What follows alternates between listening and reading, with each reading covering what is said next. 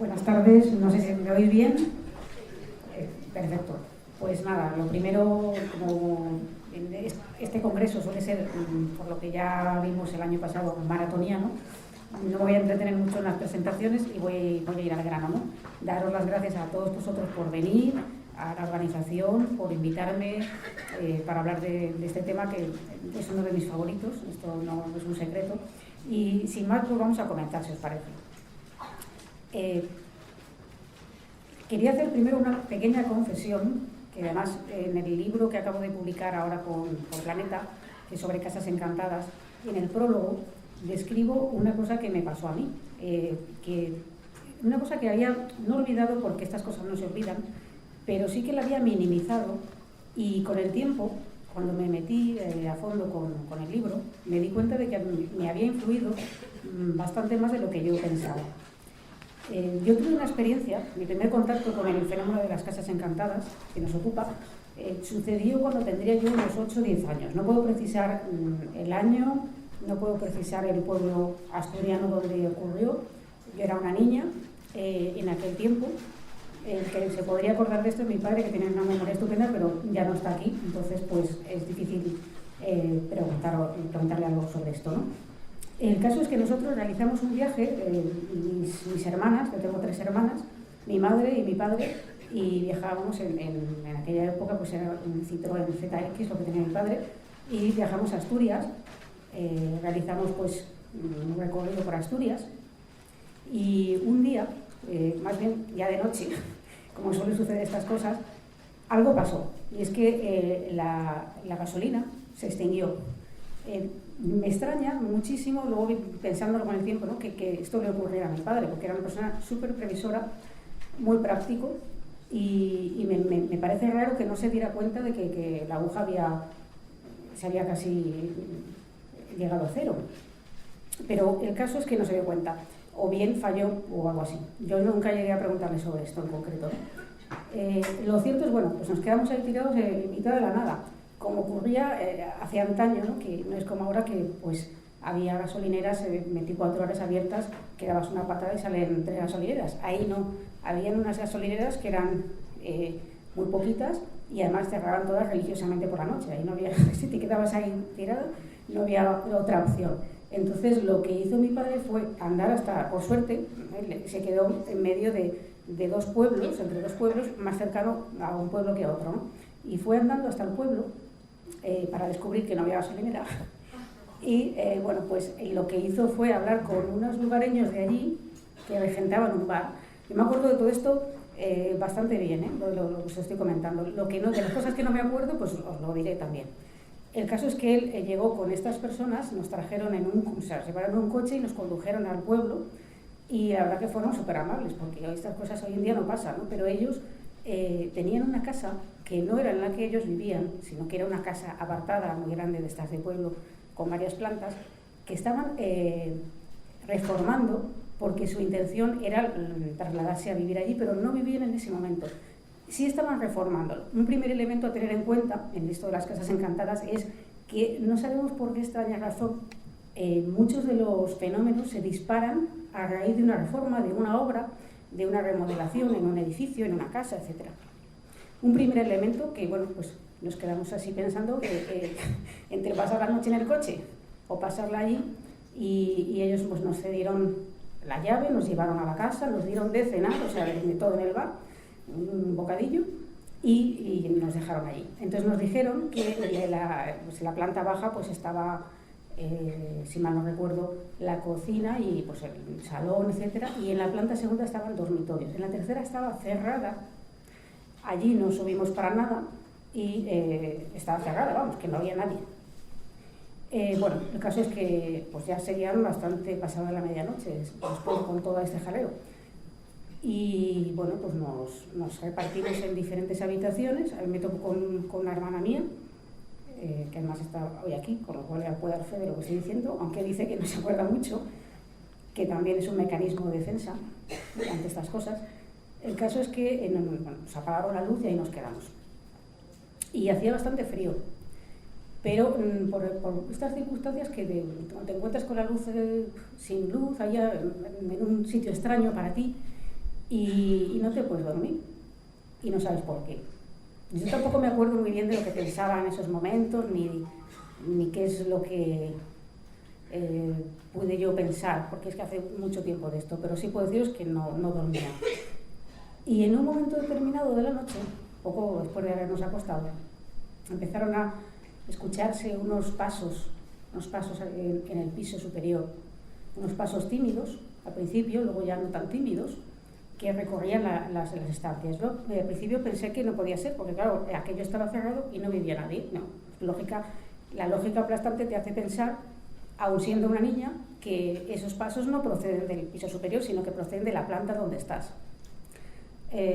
Pues no, por si hubiera alguna duda, empezaron, además de los pasos, a escucharse el clásico ruido que llamo yo de arrastre de muebles, que tantas veces luego escuché de boca de los testigos, que decían que se escuchaba pues como si alguien moviera o arrastrara muebles a altas horas de la madrugada cuando en el lugar no hay nadie.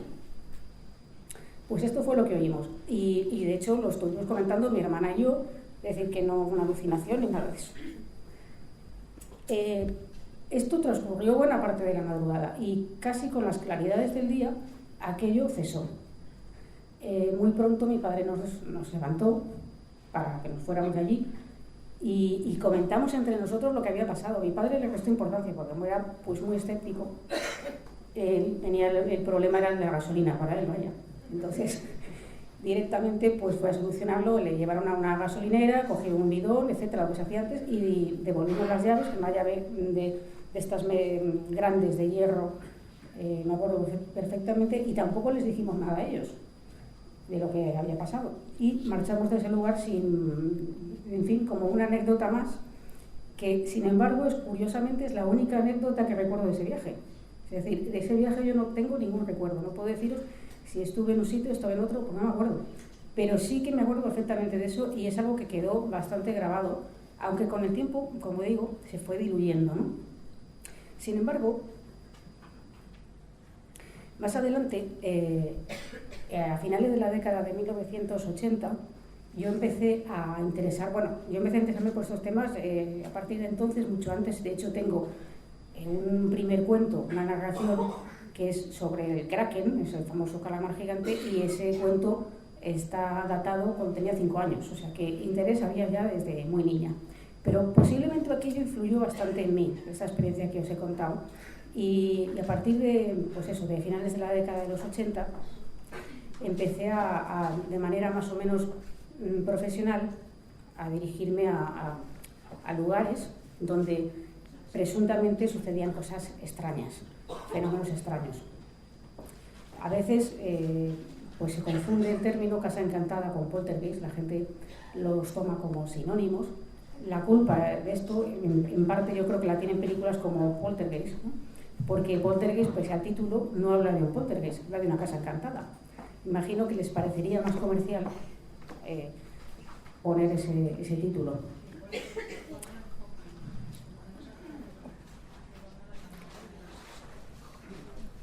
Bueno, el caso es que yo voy a comentaros las diferencias principales que hay entre la casa encantada y el poltergeist, para que sepamos definir bien el fenómeno que estamos hablando. Lo que he contado anteriormente, lo que nos sucedió ahí en Asturias, podría englobarse, por ejemplo, dentro de la casa encantada, aunque desconozco la historia de la casa. Pero claro, yo creo que eso no venía con nosotros, es decir, que estaba ahí en la casa y ahí se quedó, fuera lo que fuese. La casa encantada, esa es las primeras diferencias, ¿no? La casa encantada se asocia a un lugar que no tiene por qué ser una casa, puede ser un centro de trabajo, un emplazamiento en general, vamos a decirlo así, un emplazamiento que puede ser artificial o natural, en caso de que va de cuevas o sitios donde han pasado también cosas, ¿no? El poltergeist, en cambio, se suele asociar a una persona. Luego ya, cuando hablemos de las posibles teorías, tengo ya una cierta duda con este tema también.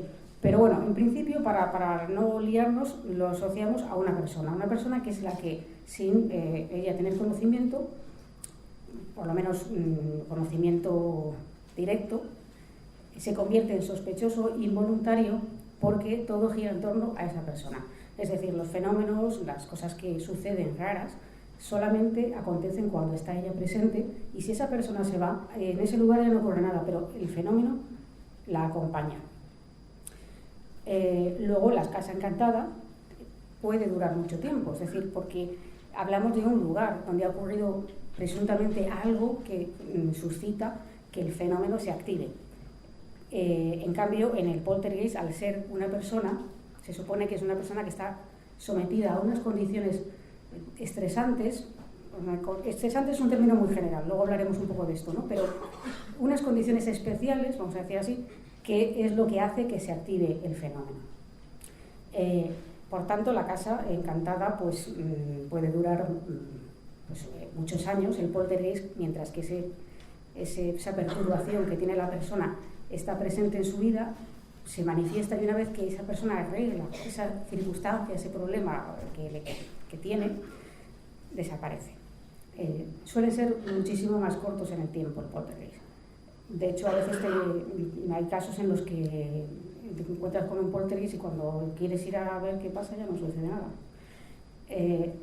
Como decimos, la casa encantada persiste en el lugar porque esa persona es allí donde sucede y da igual quién more allí, y en cambio el poltergeist persigue a la persona. La persona, conozco algunos casos de gente que le ha ocurrido que se ha ido de la casa pensando que, oye, es que en esta casa pasan cosas raras, y luego, después de mudarse, se encuentra con que en el nuevo emplazamiento también. Claro, no es el emplazamiento, es la persona la que atrae ese tipo de fenomenología. Y la casa encantada suele ser menos violenta y más sibilina, porque suele ser como de... las cosas que pasan no son muy escandalosas, ¿no? O sea, hay veces que sucede algo que te deja la duda y que hace pensar que allí, bueno, puede ocurrir algo, pero como es algo tan light, vamos a decirlo así, pues se puede buscar una explicación. Es decir, bueno, pues lo que he oído, bueno, pues debe ser yo que me lo he imaginado, o debe ser un vecino, o debe ser un roedor, o un ave, o miles de cosas para no darle esa importancia. En cambio, el poltergeist es tan virulento y suele ser tan escandaloso y tan violento que no hay forma de obviarlo. Es decir, la gente se suele asustar muchísimo más porque él lo vive en unas propias carnes de una manera muy violenta. Y básicamente estas serían las diferencias entre ambos fenómenos. Pero los fenómenos, o sea, lo que son las manifestaciones de estos fenómenos, son las mismas. Es decir, lo que la persona vive, lo que aprecia, es lo mismo, solamente que presuntamente su origen es diferente. ¿Y cuáles son las manifestaciones asociadas al fenómeno? Pues tenemos, por ejemplo, los llamados raps o mimofonías. Los raps suelen ser fenómenos, o sea, que se manifiestan, casi siempre suelen ser golpes y casi siempre en series de 3, aunque no siempre. Yo últimamente he encontrado algunos raps que son sueltos en grupos de 2 o de 1 y suelen ser el típico golpe, como si alguien llama a una puerta. Y las mimofonías es un paso más, es decir, es la audición. Por ejemplo, una mimofonía sería lo que escuchamos en esa noche en la casa asturiana. Escuchamos el movimiento de pasos, o sea, alguien que se paseaba por el piso superior cuando sabemos posiblemente que no hay nadie. Entonces, es una imitación de un sonido, que puede ser pasos, pero también puede ser música, puede ser, por ejemplo, un ruido de cadenas, como si alguien arrastrara unas cadenas, hipotéticamente que estuvieran allí, un sonido de un piano, etc. Luego están los olores extraños que se apoderan de un lugar en un momento determinado y que nadie sabe por qué. Por olores extraños, no es que sean siempre malos, ¿vale? Pero sí hay una parte un componente de olores desagradables y otra parte que está asociada a olores agradables, pero que no encajan en el lugar en ese momento. Por ejemplo, el olor de repente huele a rosas y no se sabe por qué. Es también un fenómeno que se asocia mucho, por ejemplo, a las presuntas apariciones marianas, donde se producen este tipo de olores agradables, por así decir. Eso también se llama osmogénesis, ¿no? Está el contacto físico, esto es un paso más, y esto cuando sucede, pues ya la persona, claro, se asusta mucho, ¿no? Porque es alguien, notas que alguien te toca, que te sopla en la nuca, que incluso te pone una zancadilla porque te cagas por una escalera, cosas de estas, ¿no? El movimiento de objetos, lo que hablábamos antes, desplazamiento de objetos, pues de manera violenta, o de repente pues vas notando que un arcón que tenías en un sitio se ha desplazado poco a poco y pasado un cierto tiempo compruebas que la posición original donde estaba, pues que es que se ha movido, aunque sea poco. También tenemos las teleplastias, que serían manifestaciones relacionadas pues con la formación de figuras en superficies, que también, claro, luego está la pareidolia, que es otra cosa. El caso es que forman caras, forman rostros, figuras perfectamente distinguibles. Y la diferencia con la pareidolia es que en la pareidolia, cuando te acercas a esa cara, a esa teleplastia, a esa manifestación que estás viendo, observas que se produce por un efecto visual, por una formación natural. La teleplastia no tendría esa formación, sería algo adscrito a la superficie, ¿no?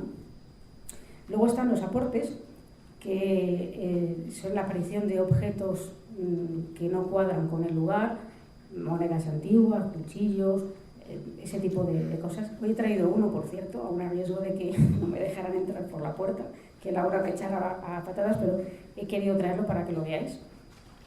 Y luego está también los fenómenos de combustión espontánea, que posiblemente habréis oído hablar de la combustión espontánea humana, es decir, personas que de repente empiezan a arder y se consumen en pocos minutos y mueren. Pero esas combustiones también pueden afectar a objetos dentro del hogar, y además son fuegos muy pequeños que afectan a determinado objeto y no queman el resto de las superficies. Asimismo, los fenómenos relacionados con el agua son parecidos a lo que hemos hablado de la combustión espontánea, pero son emanaciones de agua que aparecen pues del techo o del suelo, pero sin que exista una rotura de una tubería o algo que justifique esa emanación de agua. Luego tenemos las presuntas apariciones espectrales, que se asocian más a la casa encantada, y las presuntas, también digo presuntas porque es como presunto, proyecciones de los vivos, que se asocian más al fenómeno poltergeist. Después, por último, tenemos las demografías o otro tipo de marcas en la epidermis, ¿no?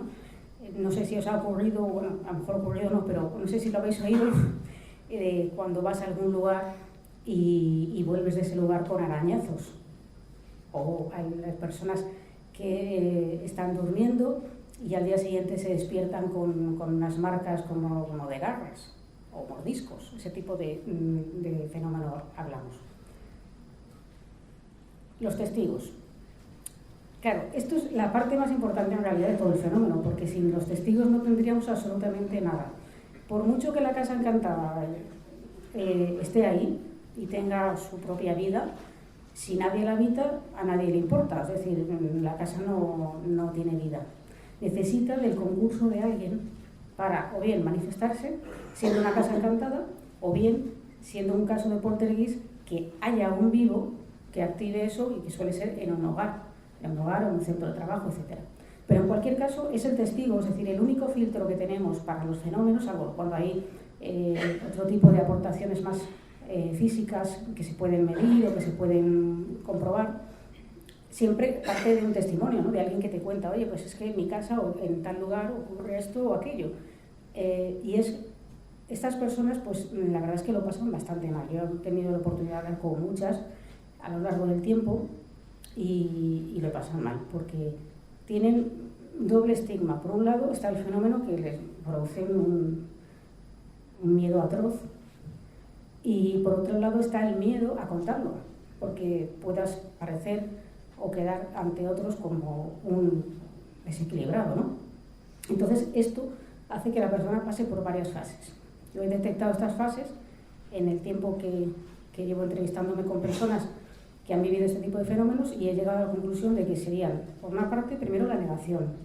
Cuando sucede algo raro en casa, bueno, de primeras, bueno, pues eso, intentar explicarlo, ¿no? Decir, bueno, esto no he oído esto, ¿no? O ese cuadro que tenía caído al suelo, pues habrá caído porque estaría mal clavado. Ese tipo de cosas que claro, si verdaderamente es así, es decir, si es un cuadro que está mal clavado, no te vuelve a pasar nada más. Si te has dejado una luz encendida y has sido tú, no te preocupes, que es muy raro que te vuelva a pasar. Lo malo es cuando te sigue pasando. Cuando te sigue pasando y tú, por mucho que quieras buscar una explicación para todo ello, dices que, hombre, qué de casualidades, vaya también, qué mala pata tengo. Si yo creo que la espita del gas la cerré y vaya, y ahora está abierta. y al día siguiente también. Y esto ya estoy tan fatal de la cabeza, ¿no? Es decir, pues no sé qué es peor si tener fantasmas o tener Alzheimer, pero algo, es decir, que la persona empieza a dudar, ¿no? Es decir, de sí misma y de lo que le está pasando. Luego está la constatación.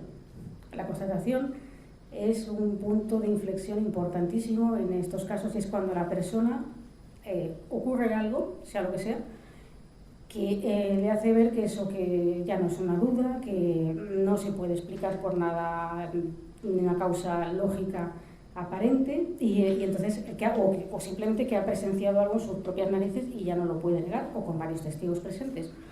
Y cuando llega la constatación, pues hay una fase en la que la persona empieza a sentirse angustiada por el miedo, ansiosa, y lo pasan fatal.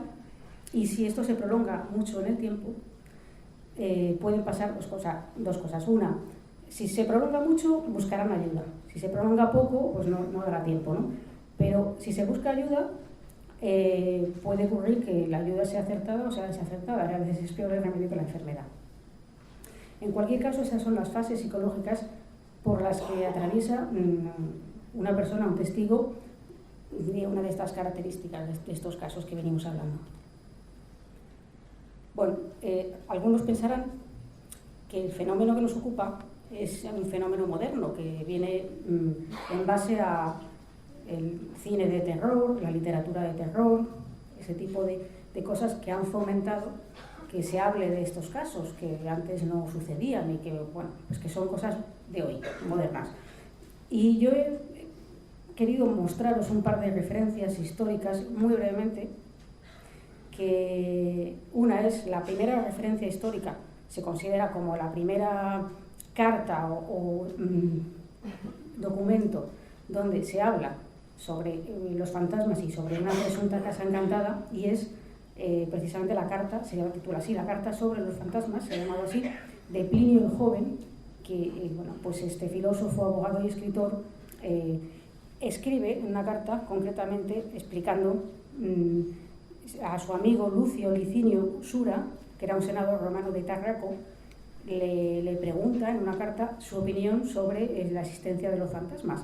Y para él, pues un poco introducir el tema, dar y recabar su opinión, le cuenta un caso que a él mismo le han referido, que él mismo ha tenido conocimiento de él, y que viene aconteciendo en una casa ateniense en la que nadie quiere vivir, no la quieren alquilar, nadie la quiere comprar, porque supuestamente en ella mora un fantasma. Y cuando digo mora me refiero a que la gente que la alquila pues refiere que se oyen ruidos de cadenas, mimofonías de las que hablábamos antes, se escuchan golpes y en un momento determinado los ruidos de cadenas se van acercando y aparece un hombre mayor, muy delgado, muy hecho polvo, que se presenta y asusta a los moradores. Entonces el filósofo Atenodoro llega pues, a esta casa ateniense y está interesado en alquilarla, pero dice, no la alquile, por Dios, que mire lo que está pasando dentro. Entonces le cuentan toda la historia y él aún así, pues el desenlace es curioso, porque él decide que sí, que yo la voy a alquilar y sí, a ver si es verdad o no es verdad. La alquila y permanece en la casa durante la primera noche, intentando quedarse, o sea, estar despierto, escribiendo, para que lo que sea que venga no le pille durmiendo o esté su mente clara, no sea una ensoñación, etc. Y efectivamente, tal como le dicen, empieza a escuchar el ruido de cadenas y en un momento determinado empieza a presentarse esa figura del anciano que él le hace una seña para que lo acompañe. Y él, con un par de narices, en vez de acompañarle, le dice que espere un momento, que quiere terminar lo que está escribiendo, pero el anciano le insiste en que venga con él. Y entonces lo sigue hasta un momento determinado, una parte de la casa, del jardín, y señala con insistencia allí hasta que desaparece. Al día siguiente, Atenodoro pues, dice, pues será que me está indicando algo, ¿no? O sea, blanco y en botella, y lo que hacen es excavar en esa zona, y ahí es donde se encuentran una serie de huesos humanos con unas cadenas, es decir, que había sido enterrado con las cadenas, y que dan fe de que allí sucedió algo extraordinario y por tanto es el motivo por el que la casa teóricamente produce esa fenomenología, y que una vez que estos huesos se desentierran, al parecer los fenómenos decrecen y hasta finalmente desaparecen, ¿no? Esa sería la primera referencia histórica que tenemos sobre los fantasmas y las casas encantadas. Y luego tenemos una referencia también en la vida de Cimone, de Plutarco, en este historiador, biógrafo y ensayista. Cuenta un caso bien diferente por su desenlace, pero también está relacionado con la casa encantada. En este caso nos habla de un suceso datado durante la primera dominación romana en Grecia y que afecta a un hombre llamado Damone, un malhechor, por cierto, que tenía aterrorizada a la comunidad que ejercía el robo y el pillaje, y entonces lo que deciden es engañarle, hacerle entrar en la ciudad, tenían desterrado, vamos, hacerle entrar en la ciudad, convertirlo en gimnasta, y cuando se está en un gimnasio lo están ungiendo y lo están poniendo los perfumes y lo están casi convirtiendo en un héroe, lo que hacen es que lo matan. Y a raíz de esa muerte, lo que describe el texto de Plutarco es que en la casa pues empiezan a escuchar ruidos y gritos aterradores, y que nadie quiere pasar ni por la zona, y que al final, como no encuentran una solución, terminan tapiando la casa, y en esa casa no vive nadie más durante mucho tiempo. Es un desenlace bien distinto al anterior, pero es una referencia también muy precisa de lo que podría ser el presunto encantamiento, ¿no? Y ya sin más, vamos a conocer algunos casos, que yo imagino que a vosotros es lo que más os da como morbillo, ¿no? Pero bueno, son casos que yo directamente pues he tenido la oportunidad de conocer. Y vamos a hablar de un sitio que, bueno, pues los que seáis de Madrid podéis ir allí, podéis incluso entrar porque es un sitio de acceso. Los que no, podéis darle una vuelta si tenéis tiempo en estos días, pero es un restaurante que linda con lo que hoy son los cines Acteón, que están en el centro de Madrid, vamos, al lado de la Gran Vía, y que en este lugar, antes de los cines, lo que había era unos almacenes que se conocían como almacenes Arias, que no sé si los habréis oído mencionar, aquí eran muy famosos, ¿no?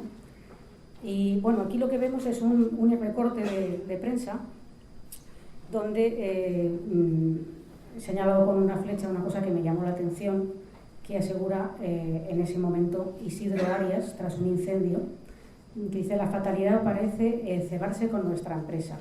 Y en el artículo, si lo leéis en completo, veréis que se menciona incluso la palabra maldición. Bueno, antecedentes de este solar. Pues parece que es un edificio marcado por el fuego, yo así lo he titulado en el libro, porque sufre 3 incendios pavorosos. El primero, cuando aún no era Almacenes Arias, era la iglesia parroquial de San Luis, y en ese momento, en marzo de 1936, se prende fuego por militantes del Frente Popular y a consecuencia de esto pues fallecen 2 personas. Posteriormente se alzan los Almacenes Arias, pero el 21 de enero de 1964 se produce un segundo incendio que solamente causa daños materiales, pero que deja la estructura severamente dañada y tienen que reconstruir todo el edificio. Y posteriormente los Almacenes Arias vuelven a ser protagonistas de otro incendio, este muchísimo peor, porque en septiembre del año 84 empieza un incendio, lo que parece una cosa que se puede más o menos controlar. El personal sale, los clientes salen, todo se lleva con bastante orden, pero cuando están los bomberos trabajando en la resolución del fuego, en uno de los sótanos se produce un derrumbe ya a altas horas de la madrugada y 10 bomberos quedan atrapados y fallecen. Esta es una de las tragedias peores del Cuerpo de Bomberos de Madrid, con excepción era la peor hasta ese momento. Ahora ya no es la peor, pero con excepción de los trabajos que tuvieron que acometer el 11M y también con la intervención que tuvieron que realizar cuando se produjo el fatídico accidente del avión de Spanair, en el que pues, fallecieron un montón de pasajeros, ¿no? Pero hasta ese momento era la peor tragedia. Añadir a esto, Clara, lo que tú nos comentaste el año pasado, que no lo sabíamos, y es que en esta sala precisamente reunieron todos los familiares del accidente de Spanair. Sí, bueno, yo no quería decirlo por si... Es una sala un poco curiosa. Por si era un poco sugestionable a algunas personas, pero en efecto, por la proximidad, esto es lo que tengo entendido, ¿no? Total, que en resumen, pues después de este último incendio, Almacenes Arias finaliza su actividad en esta zona y al final se construyen los cines Acteón, que podéis pasar, como digo, por ahí y observaréis que hay una placa que es de la ciudad de Madrid conmemorando, o sea, más que conmemorar, pero dando un poco pues como homenaje a esos bomberos que fallecieron. El caso es que lo que nos ocupa no sucede ahí, sino en un edificio que linda pared con pared con esos almacenes, antiguos almacenes Arias, y que bueno, pues me llega a través de una persona muy allegada que me dice que, bueno, pues es que el encargado le cuenta que es amigo suyo y le cuenta que le están pasando cosas allí a él y a otros compañeros y que, bueno, pues que están un poco asustados. Entonces, bueno, pues yo acudo allí con el investigador Nacho Ares, nos entrevistamos con el encargado. Esto es el local en 2004, tal como estaba en ese momento. Era un restaurante que en la parte superior pues había cenas, tipo comida americana, y en la parte inferior tenían una parte como de discoteca, de copas, etcétera. Entonces, claro, el encargado, precisamente por su actividad laboral, pues era de los que se iban los últimos. Entonces realizaba allí la caja y bueno, pues en esas horas de soledad, cuando ya el local estaba cerrado y tampoco había actividad, obviamente, en los cines, es cuando empieza a notar cosas raras, ¿no? Escucha una serie de voces, primero como infantiles, luego de mujer, como de ajetreo, de gran ajetreo. Luego también tiene una especie como de lo que llamo el efecto antena, que algunos seguramente os habrá pasado al entrar en un lugar o en una zona de un lugar, que notáis que los pelos de los brazos se os erizan y no sabéis por qué, y solamente os ocurre ahí y en 2 metros para allá no pasa. Pues eso es lo que llamo yo el efecto antena, y eso le ocurre a él en determinadas zonas del local, en esta parte de los sótanos, cuando él está haciendo caja, que tienen allí la oficina, y entonces, bueno, pues no lo pasa muy bien. El restaurante se había reformado hace poco, otra vez el elemento de las obras y las reformas, y bueno, pues durante las obras ya me contaban que habían tenido una serie de problemas, que les desaparecían las herramientas de sitio, que las cosas aparecían cambiadas, que a lo mejor hacían un arreglo un día y al día siguiente estaba deshecho, así que era un poco tedioso.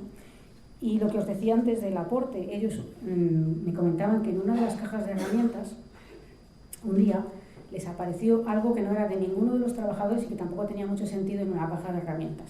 Y es esto que he traído. Bueno, lo vais a poder ver aquí. Esta es otra vista del local. Sí, sí. No lo paséis mucho. No, a ver si no terminamos la charla y están todavía pasando. Bueno, el caso es que es un... Bueno, podéis ver detalle en la foto, ¿eh?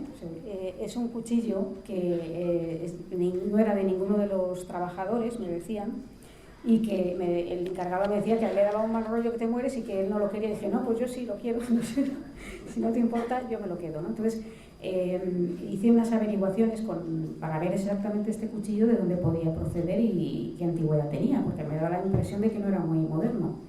Y efectivamente, bueno, vi que veis no sé si... A ver.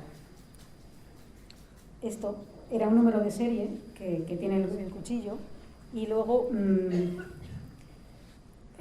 como veis aquí, veis que pone Meneses, Madrid, y aquí hay un escudo, ¿vale?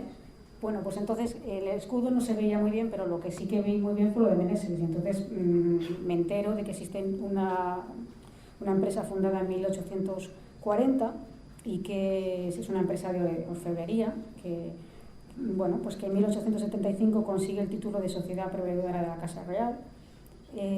Y que esta pieza, pues al ser una pieza numerada, pues se supone que viene de una colección o algo, pero no figura en sus actuales colecciones, de las que se pueden consultar incluso en su web. Entonces me pongo en contacto con Sol Meneses, de la Casa Meneses, y le mando unas fotos, con estas fotos que estáis viendo, del cuchillo, para que ella me pueda decir, a ver si me puede orientar de la antigüedad.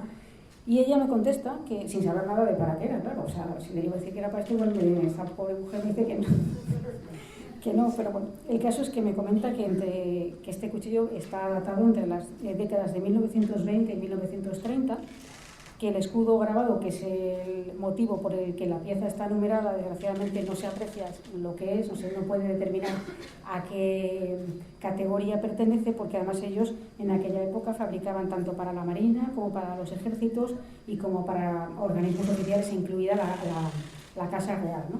Y que es una pena porque si hubiéramos tenido esa información del escudo podría saber exactamente a qué correspondía.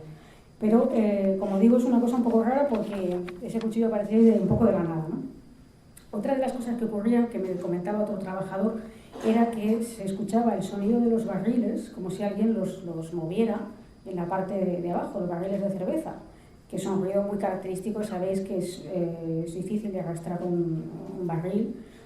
Y claro, él bajaba corriendo a ver qué estaba pasando y no había nadie. Y el ruido cesaba. Volvía a subir y otra vez el ruido de arrastre y veía que no había nadie. Entonces, claro, esto pues le asustaba. Y esto coincidía en los sótanos. Y concretamente, en esa pared que vemos al fondo, que es lo que linda con los cines, donde más se escuchaban voces y donde sucedían más las cosas. Entonces, bueno, pues después de contarnos todo esto, decidimos pasar una noche en el restaurante una vez que ya han cerrado. Nos vamos allí.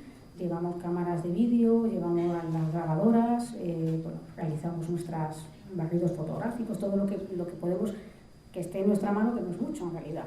Y bueno, pues allí, entre otras cosas, obtenemos unas psicofonías en esta escalera, que como veis está cegada. Os rogaría a los que fuerais un poco ágiles para que nos dé tiempo a todos saberlo antes de que acabe Clara. Yo no creo que vaya a dar tiempo. Que vayan un poco ágiles para que todos puedan verlos. Bueno, el caso es que en el mismo local, esa noche, nosotros escuchamos unas toses que suenan varias veces y que son lo suficientemente llamativas, y hablo del año 2004, pues digo que muchas veces todas las cosas las solemos apuntar bien para no olvidar de los detalles, porque si no muchas de las cosas se perderían, ¿no? Y nos llamó la atención tanto a Nacho Ares como a mí, que las dejamos reflejadas en nuestros cuadernos, lo de las toses, ambos las oímos. Y posteriormente en esta escalera, como digo, pues realizamos varias pruebas psicofónicas en diferentes lugares, pero solamente salieron en esta escalera, y lo que se escucha es una voz que está a una velocidad, es decir, como si hablara a una velocidad mucho mayor, mucho más rápido que una voz normal. Gracias a Fermín Agustí, compañero en la cadena SER, conseguimos ralentizar la grabación, se escucha a una velocidad normal, y es una voz de mujer que dice: aquí estamos esperando. Después, seguido de ello, se escucha una respiración quejumbrosa y luego, como si alguien tomara aire, y dice otra voz: fuera. Claro, conociendo el pasado del edificio, lo que allí ocurrió, lo de las toses, las voces así un poco, respiración quejumbrosa, etcétera, y la palabra fuera encaja mucho con, no sé, con lo que puede ocurrir cuando alguien de repente pues ve que hay un incendio, ¿no? Fuera, que os vayáis fuera, que salgáis. Y esto sería un poco en síntesis lo que yo decía este caso, que luego posteriormente el local ya no sé si se dedica a la misma actividad. Yo hace tiempo que no voy por ahí, pero lo de los cines, si pasáis delante, fijaros en la entrada, que veréis la placa que os digo. Bueno, y ahora voy a hablar de uno de mis casos favoritos de los últimos tiempos, que de hecho además no diré quién por si no quieren decirlo, pero aquí hay algunas personas que tienen que ver con este caso, hoy aquí, que han venido desde Barcelona, porque ya que esto sucedió en Arenys de Mar, en Barcelona, y en un lugar que se llama la Casa Xifré, que es este lugar que vemos en la imagen, un lugar bastante grande, con varias plantas, en el cual varios testigos y personal que trabajaba allí, o sea, pues ha tenido una serie de experiencias. Bueno, empezaré por el principio. La Casa Xifré fue construida por Josep Xifré y Casas, nacido en 1777. Cuando él cumple 21 años, decide hacer fortuna en América, entonces se marcha a La Habana, y entonces en La Habana pues se habla de actividades poco claras, de trata de esclavos, de una serie de actividades no muy bien vistas, la verdad, ni muy moralmente aceptables, donde hace gran fortuna. Con el tiempo, una vez que ha hecho esa fortuna, pues decide regresar a su lugar natal, construye este edificio, y él lo que quiere hacer es con el edificio fundar un hospital para la comunidad. Que esto puede ser muy altruista y suena muy bien, pero era una cosa muy común en la época entre las personas que hacían fortuna fuera o que no se terminaban de ganar el respeto de la comunidad, y lo que hacían era hacer obras benéficas y grandes cosas en pro de la comunidad para alcanzar la aceptación social. ¿Qué pasa? Que se construye el edificio, lo que hemos visto, pero no se llega a utilizar nunca como hospital, es decir, lo que él quería nunca acontece. Él fallece y entonces él está enterrado en la misma casa.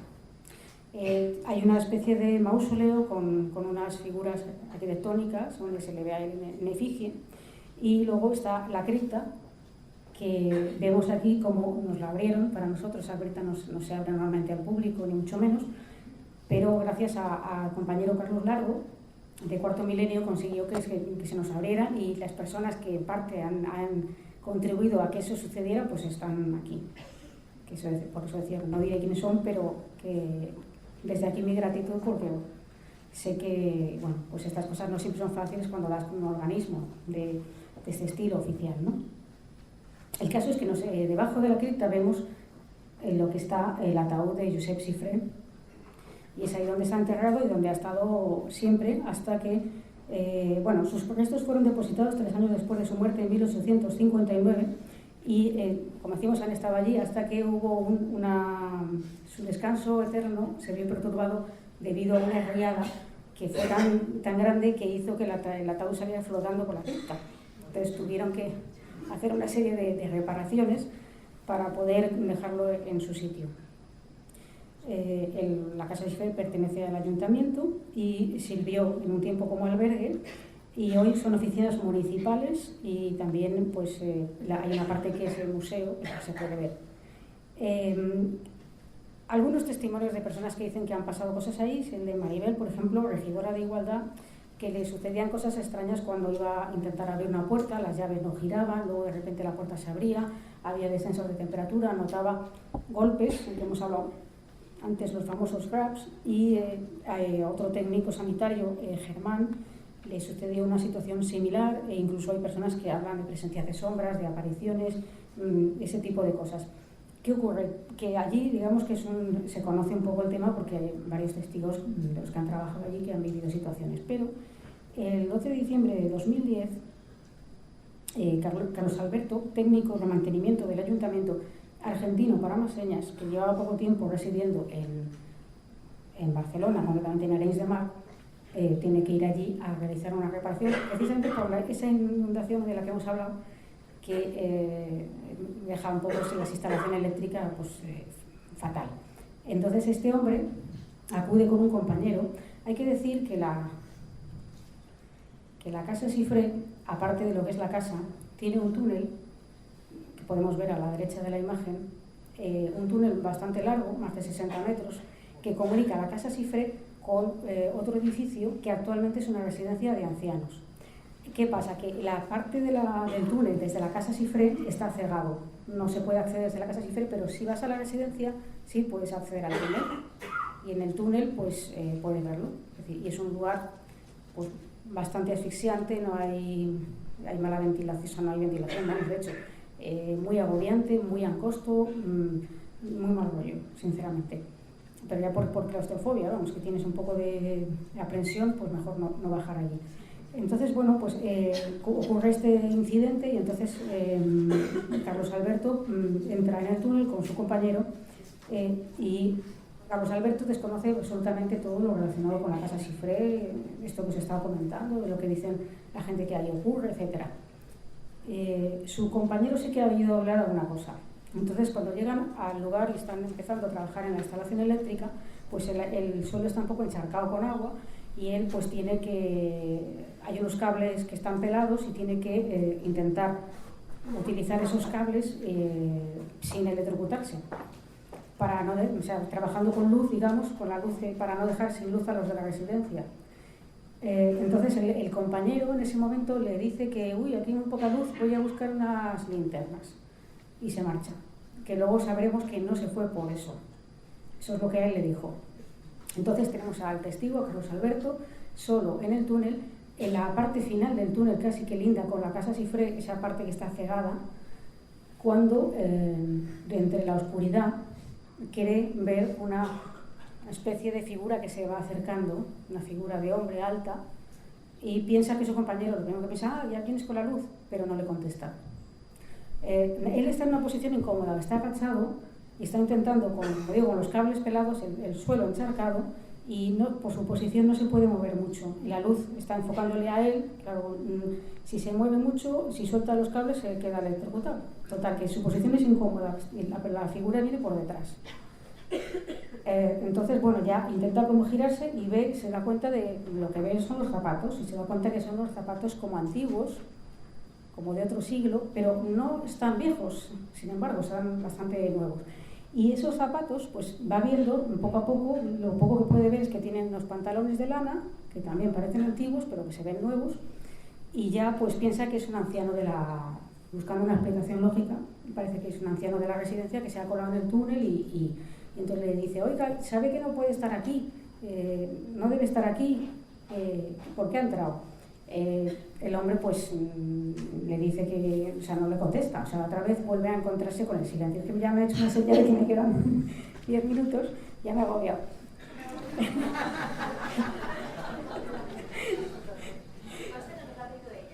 Sí, yo lo he dicho, porque es que se me enrollo mucho. Bueno, pues el caso es que cuando ya por fin intenta enfocar a esa figura, ve también que tiene un chaquetón 3/4, y cuando ya va a iluminar la cara por la posición, desaparece.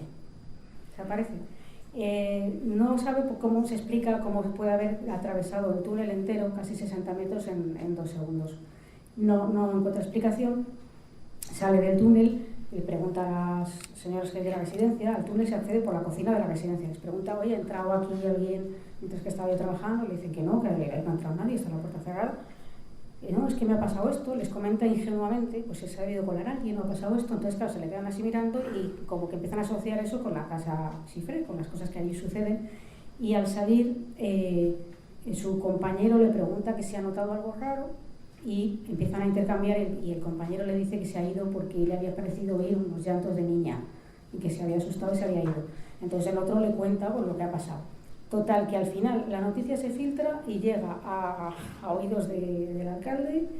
Ellos los invitan a un programa local de la radio de allí y es en este programa donde han accedido a una fotografía de Xifré, que es este señor, que cuando él lo ve se queda lívido, claro, porque se parece mucho por la vestimenta a lo que él ha visto, aunque la cara no llegó a ver facciones bien. Total, que nosotros estuvimos allí. Esto es el siguiente caso, no me voy a levantar. Estuvimos allí realizando una serie de pruebas, fuimos con el propio testigo, fuimos con Manuel Martín Loeches, que es un especialista magnífico en todo neurocientífico y además profesor en la Complutense, donde él todo el tema del cerebro lo conoce muy bien, es uno de los máximos especialistas de este país. Acudimos también Carlos Largo, la investigadora Marta Envid, que fue un poco quien nos pone sobre la pista del caso, y allí realizamos una serie de pruebas. Entre otras, al testigo se le aplica un polígrafo, que no solamente sirve para los deluxe, también sirve para este tipo de cosas, para ver si una persona realmente está sintiendo las emociones que dice que está sintiendo. No se trataría de ver si miente, sino de realmente si volver al lugar, que no había vuelto a ese lugar desde que sucede su experiencia, le produce ese choque que él dice. Entonces se hacen unas pruebas de control en un sitio neutro y luego se le mete en el túnel. Y mientras se le mete en el túnel se le deja ahí solo, enfocando con una cámara como esa, pero con night shot, y con micrófonos y una serie de sensores de movimiento activados por si se mueve o alguien entra. Y lo curioso es que estando él en el otro lado del túnel y nosotros fuera en la cocina de la residencia, comunicados por walkie, Carlos Largo empieza a escuchar pasos. Yo no los oigo, sinceramente, y Manuel Martín Loeches tampoco. Dice, es que estoy oyendo pasos, y él está más cerca de la puerta que conduce al túnel. Es curioso porque este túnel tiene una extraña, por su disposición, se produce un juego de ecos muy raro. Es decir, a lo mejor lo que está ocurriendo en el otro lado del túnel se oye en la entrada, y viceversa. Eso sí lo pudimos comprobar. Entonces él escucha los pasos, pero obviamente el testigo no sabe nada, está a 60 metros. Nos lo dice a nosotros. Después, el testigo empieza cada vez que intenta hablar con nosotros, empiezan a saltar los sensores de movimiento, y llega un momento en el que él, sin saber nada de lo que Carlos está oyendo, le dice, pregunta por los walkie que lo oímos, que dice, ¿estáis por aquí andando? ¿Estáis por aquí andando? Le decimos que no, y entonces, bueno, pues este hombre pues está un poco nervioso, se ve que está intranquilo, y cuando termina la experiencia, un poco antes se vuelve a escuchar los pasos Carlos, nos acercamos a la puerta corriendo, pero no oímos nada, y el compañero de sonido, Marcos Macarro, que es el que está realizando las grabaciones en audio y en vídeo, que es súper escéptico, es de los del equipo que pues, es muy escéptico, dice que él también los ha oído por los auriculares. Ya cuando entramos, hablamos con el testigo, empieza a llorar, se derrumba, y me dice, ha pasado miedo, porque él dice que estaba oyendo todo el rato pasos a su alrededor, y pregunta que si hemos sido nosotros. Claro, nosotros no hemos sido. Entonces, ¿qué explicación tiene esto? Pues no lo sé, porque teóricamente esos pasos se tendrían que haber grabado, ya que había una cámara con un micrófono, pero no se grabaron. La posible explicación que dio Manuel Martín Loeches, claro, como buen científico que es que a lo mejor se trató de una alucinación auditiva, pero qué curioso que dos personas que no están en contacto alucinen con lo mismo. Entonces ahí lo dejo para la reflexión.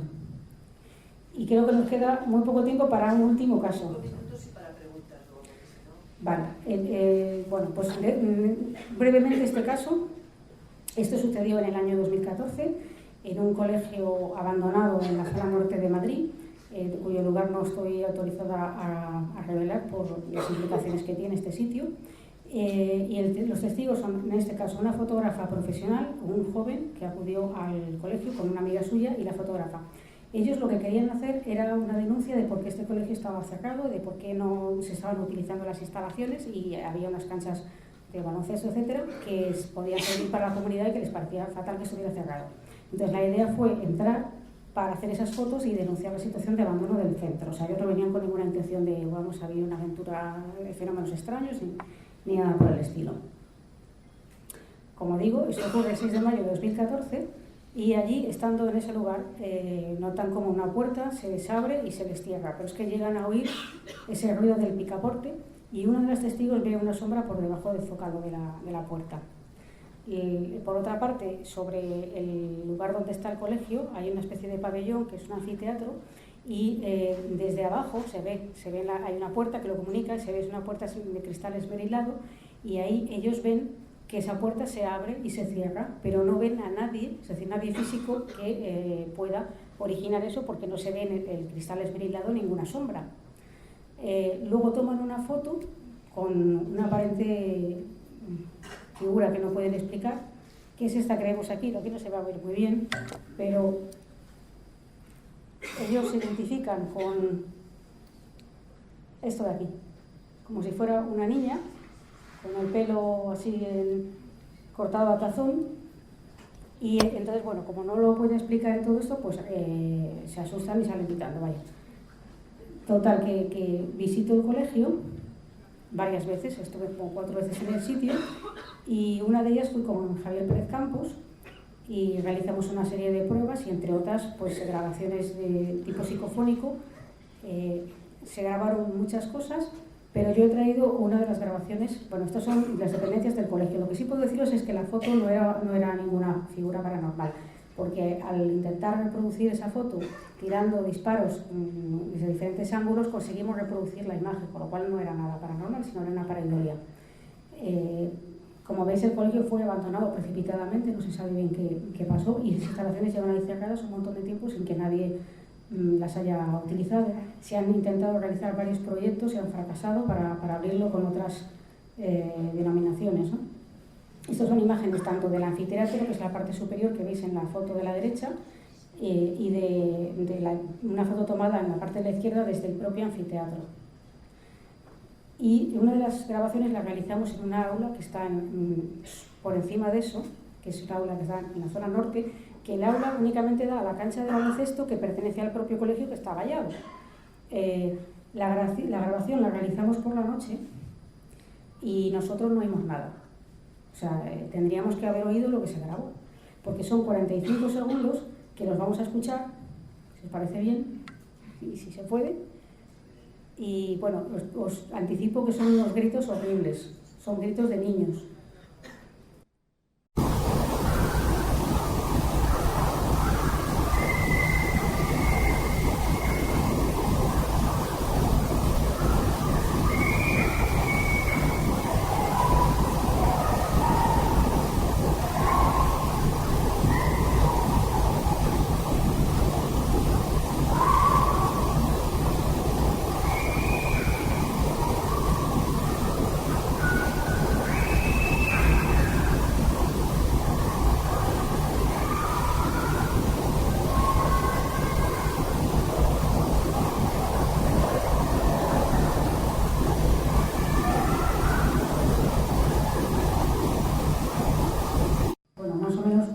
Podéis hacer una idea de, no sé si habrá ido bien en todas partes, en toda la sala, pero son, como digo, 45 segundos de gritos interrumpidos. Es una cosa que sucede por la noche, a una hora que vamos para precisamente evitar cualquier perturbación en la zona. Allí, de hecho, el colegio está muy cerca de un descampado, no hay una pequeña barriada de viviendas, pero en total tranquilidad. Y esto es lo que obtuvimos, que no sabemos muy bien qué significa, pero que a mí es una de las grabaciones que más me ha impactado por el contenido emocional. Hay gente que me ha dicho que son gritos de alegría. Yo os aseguro que lo he escuchado muchas veces con auriculares y a mí esto de alegría no me parece. Es un poco extraño porque no sabemos qué ha pasado en ese colegio. Hemos estado intentando investigar la historia del lugar, sabemos que hubo un crimen en las puertas, pero que no tiene en principio que ver con la actividad del colegio, sino que fue circunstancial. Y hemos intentado hablar con algunas personas que estuvieron en ese colegio, porque algunas personas reconocieron el colegio y nos dijeron que era un sitio de mal rollo, pero no hemos conseguido averiguar exactamente qué pudo pasar ahí, si es que pasó algo. Es decir, que esa es una de las teorías, que estos lugares podrían estar presuntamente impregnados por cosas que han ocurrido en el pasado, por emociones muy fuertes que quedarían presuntamente, como digo, en ese lugar y que serían captadas por algún receptor, que en ese caso pues sería el morador de la vivienda o el trabajador que acude a ese centro de trabajo donde ocurre algo posteriormente, ¿no? Ya sí que me dicen que el final, así que me gustaría seguir, pero no... Si no, no podrás decir más libros ni nada. Claro, no, y tampoco me quiero comer el tiempo del siguiente ponente. No, hay 5 minutos de preguntas, eso sí, que hacemos siempre. Pero si alguien quiere preguntarle cosas a Clara...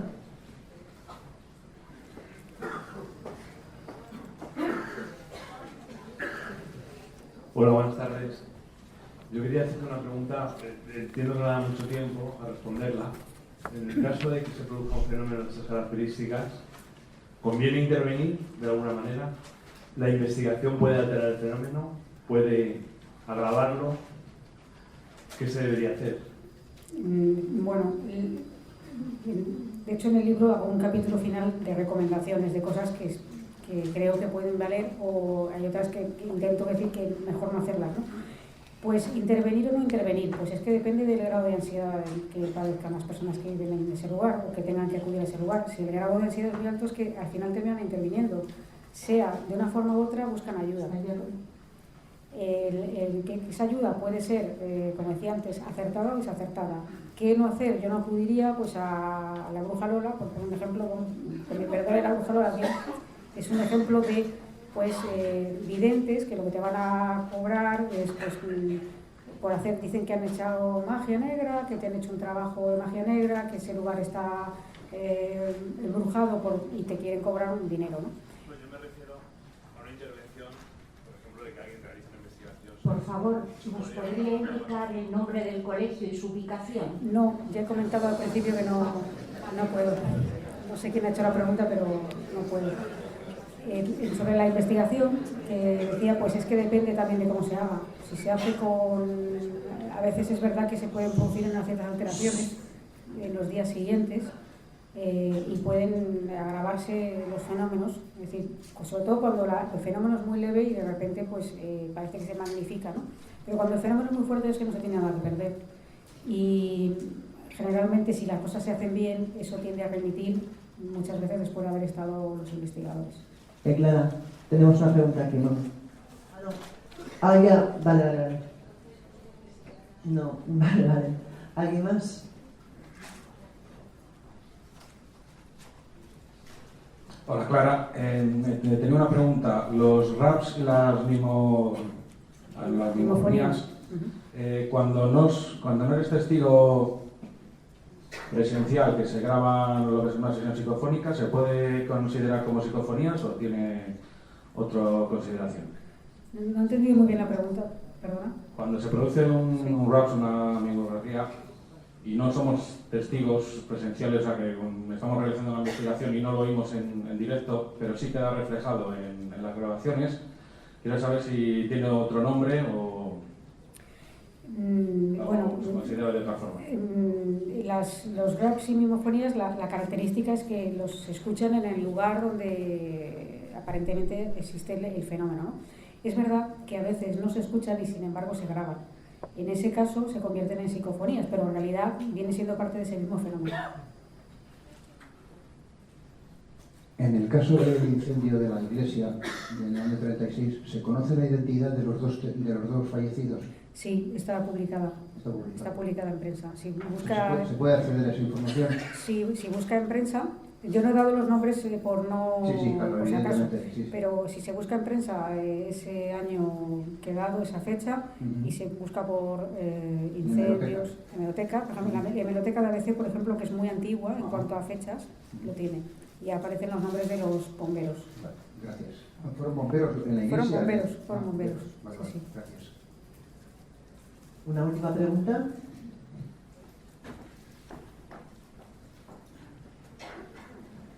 Hola, buenas tardes.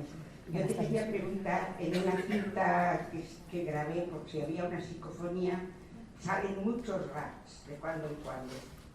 ¿Qué significado es el rap exactamente? Porque son ruidos, rap, pero comunican algo. Bueno, no se sabe exactamente lo que son, es decir, se sabe que se producen, se sabe más o menos lo que he contado, que son generalmente en tandas de 3, otras veces no, yo tengo varios casos ya en los que no son tandas de 3, de 2 o de 1, o sueltos a lo largo de las grabaciones. ¿Qué significan? Pues significan lo mismo que un movimiento de un mueble, es que no lo sabemos. Es decir, me gustaría decirle algo más. Quizás son llamadas de atención para que la persona se dé cuenta de que en ese lugar pasa algo, ¿no? O sea, son golpes como llamadas. Pero eso es una teoría mía.